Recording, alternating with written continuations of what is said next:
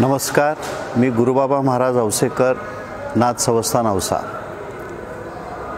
आपल्या सर्वांना एक कळकळीची विनंती अशी आहे, येत्या 20 तारखेला आपण सर्वजण मतदान करण्यासाठी सज्ज झालेले आहोत।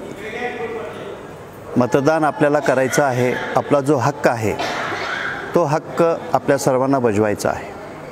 पण मतदान आपल्याला त्यांनाच करायचं आहे जे आपल्या संस्कृतीचं रक्षण करतात, आपल्या परंपरेचं रक्षण करतात।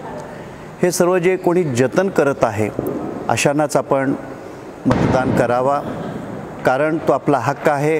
तो हक्क आपण सर्वांनी बजवावा इतकंच मी आपल्याला सांगू इच्छितो। आज ज्या परिस्थितीतून देश जात आहे, आज आपण सर्वजण त्याच्याबद्दल थोडासा विचार करावा आणि आज आपल्याला मतदान का करायची गरज ही आलेली आहे।